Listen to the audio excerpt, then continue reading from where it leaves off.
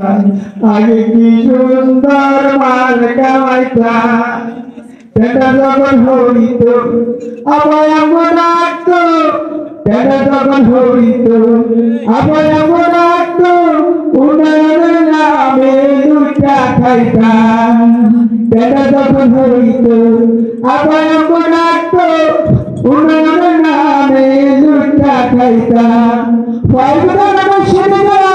গানের তুফান গানের তুফান লইয়া সদা নৌকার মিছিল করিতাম আরে লইয়া সদা নৌকার মিছিল করিতাম আগে কি সুন্দর মান কামাইতাম আরে আগে কি সুন্দর মান কামাইতাম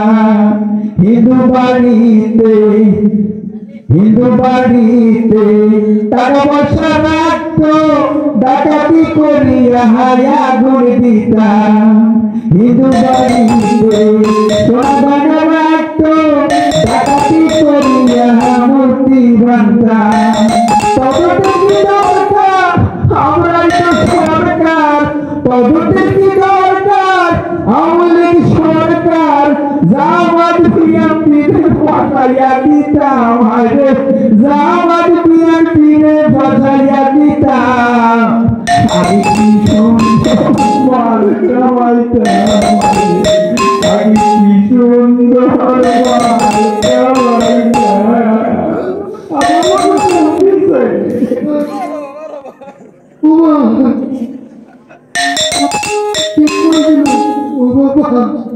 পার্শ্ববর্তী রাষ্ট্রের পর নিশ্চয় আমরা ফোন দিছে এই ফোন তো ধরবো না কারণ এ পর্যন্ত যতজন এই ফোন ধরছে ততজনের ভিতরে দেখতে হয়েছে আমি আর ধরব না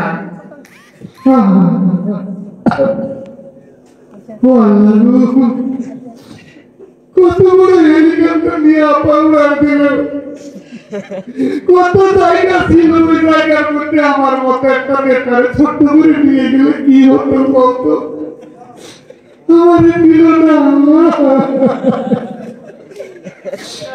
আমার নিয়ে গেল না আমি পালাই যাওয়ার জন্য কত চেষ্টা করলাম গাবতলি গিয়া রাতের অন্ধকারে কতজনে কইলাম ভাই আমি বড় নেতা আমার একটু বেনাপোল দিয়ে পার করে দেওয়ার জন্য গাড়িতে নেন না নিবে না একটা ড্রাইভারের সাথে কথা বললাম ও ভাই 20,000 টাকা নিয়ে যাও বললো ঠিক আছে টাকা অ্যাডভান্স দাও টাকা দিয়ে কইলো ভাই সামনে তো জায়গা নাই পিছনে গিয়ে উঠে পিছনে গিয়ে উঠতে দেখি ভাই একটা ছাগল নিয়ে যাইতেছে ওই ছাগলের মধ্যে একটু দূরে বয়ে পড়লাম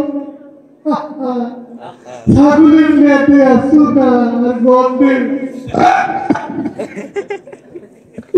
আমার পেট মরে গেল কিছুক্ষণ পর আমার গ্যাসের সমস্যা হইল পকেট থেকে বাইর করে অনেক কষ্টে গ্যাসের ট্যাবলেটটা বাইর করলাম একটু খাইয়া গ্যাসটা কমায় ও মা পাশ থেকে একটা রাত ছাগল কুটা দিয়ে আমার গ্যাসের ট্যাবলেটটা ফেলাই দিল অন্ধকারের মধ্যে খুঁজতে পাই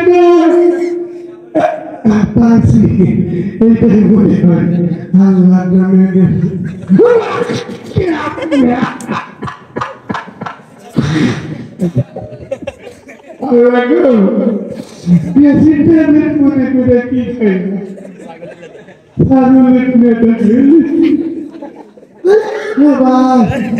অনেক কষ্টে রাত 3টার সময় যশোরের পাশে গিয়া থামলাম অন্ধকার কই যাবো টক টক করে এক বাসায় নাম দিলাম কে আমি এক নিরীহ পথি আমার একটু থাকতে জায়গা দেবে আচ্ছা জায়গা হবে না এটা তোমার চাষা বাড়ি নাই যাও জায়গা হবে না আমি বলছিলাম আমি আপনার 20,000 টাকা দেবো আজকে রাতটা কোনো মতে থাকবেন আচ্ছা ঠিক আছে টাকাটা দাও আর এই সামনে জায়গা নাই গোয়াল ঘরে গিয়ে থাকো ভাবলাম তাও তো গোয়াল ঘর ঘাটটা পার করতে পারবো ও ভাই, ভাগ্য যদি খারাপ হয়, ওই রাত 3টার সময় ওই বাড়িতে ডাকাত পড়লো। আমি তো কোনো মতে ঘরে চুপ করে বসে দিছি, আর ওই বাড়ির মহিলা ডাকাত রে কয়, ডাকাতটা সাবালে, ওই মহিলা সিন্ধুকে চাবিটা দাও আর যা যা আছে তাই ফিরে দাও। আমি তো শুনতেছি কি কয়, ও আল্লাহ, মহিলা কয়, দেখো আমার কাছে তো সিন্ধুকের চাবি নাই, এই গোয়াল ঘরে তোমার চাচা আছে, ওই চাচা দিছে ধরে। ও ভাই, তারপর টাকা টাইটা আর এমন খেলা নিতে ভাই, চাবি চাই আমি পেলাম না, জান আমার কাছে তো চাবি নাই, আমি তো এই বাড়ির মালিক না। ও খালাম্মা কয়, বেশি গাঁজা খাইছো তো, কিছু মনে করতে পারছো না, ভালো করে মনে করে চাবিটা দিয়ে দাও। কি হবে 5 ভরি সোনার 5 লাখ টাকা, তুমি বাচ্চা থাকলে আমার ইনকাম হবে, চাবি দিয়ে দাও। ও আমি কইলাম চাবি পাবো কই?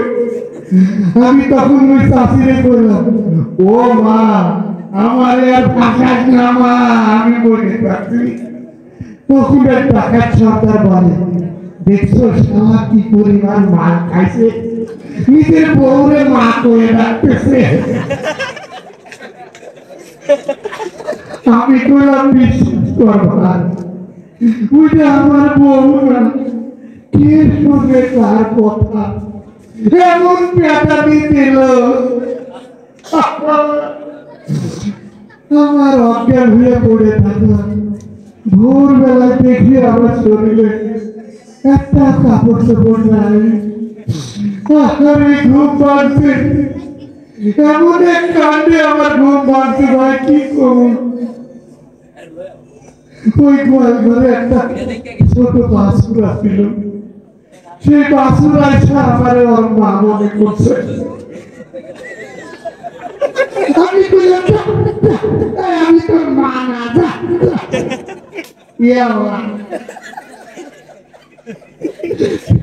কই দুঃখের কথা, আমার নিয়ে গেল না, কোন মতে গোয়াল ঘরের পেছন দিয়ে পালায় গেছি, গিয়ে দেখি একটা দেয়ালে লেখা আছে মানবতার দেয়াল। ওইখানে একটা কাপড় চোপড় ছিল, এইটা শাড়ির অর্ধেক পরছি, আর ওই গেঞ্জিটা পাইছি, এইটা বইরা কোন মতে একটু হাসপাতালে গেলাম, সদর হাসপাতালে যশোরে, একটু চিকিৎসা নিয়ে ভালো হয়। লাইনে দাঁড়িয়ে আছি, এক লোক এসে আমার ফাইলটা ধরাই দিয়ে কইল, ভাই একটু খারাপ আমি 2 মিনিট পরে আইতাছি। তোমার ফাইল নিয়ে দাঁড়িয়ে আছি, এক লোক এসে বলল, ঠিক আছে ঠিক আছে, আপনি ভিতরে আসেন। ভিতরে নিয়ে গেল, গিয়ে কয়, আপনারা কত মহান, আপনারা কত ভালো। আমি কইলাম কি কয় আর আমার কি কই, যাই হোক আমার কইলে শুয়ে পড়েন। আমি ভাবলাম চিকিৎসা করাবে মনে হয়, ও মা শুয়ে পড়ছে। অনেক চিকিৎসার পর যখন আমার জ্ঞান ফিরল, তখন দেখি আমার হাতের ব্যান্ডেজ একটা চোখ নাই। আমি কইলাম আমার চোখ গেল কই, না চাপা করতেছে। আপনারা কত মহান, ছাত্ররা আন্দোলন করছিল, সেই ছাত্ররা আপনি চোখ দান করছেন, কি কয়? আমি বলে আহত ছাত্ররা চোখ দান করছি, এ জীবন রাখতেও পারি, নাও রাখতে পারি, আমি এই জীবন রাখবো না। এই কথা শুনে আপা কয়, আরে আপনি ছাত্রদের জন্য জীবন উৎসর্গ করবেন, বলেন আপনারা কোন কোন ক্লাস নিব আমরা? শরীরের বাকি ক্লাস নিতে চাই, তাড়াতাড়ি সেখান থেকে বাইরে আসলাম। বুঝলাম যে এই হাসপাতালে আমি একটা চক্রান্তের মধ্যে পড়ছি, এই হাসপাতাল নিশ্চয় বিএনপি জামাতের কর্মকাণ্ড। বুঝলাম না, আমি আমার কষ্টের কথা কইতাছি, আপনারা হাসতেছেন কেন? আমি কোন জায়গায় আছি আসলে? হ্যাঁ, এটা কোন জায়গা ভাই? এখানে জামাত ইসলামী। ওরে সর্বনাশ, আমার একটা চোখ গেছে, দাদা আমি এবার কি হারাই? ওইটা হারাইলে তো গরুর বাছুরের মতো একটি হয়ে যাবো। আমি কোন জায়গায়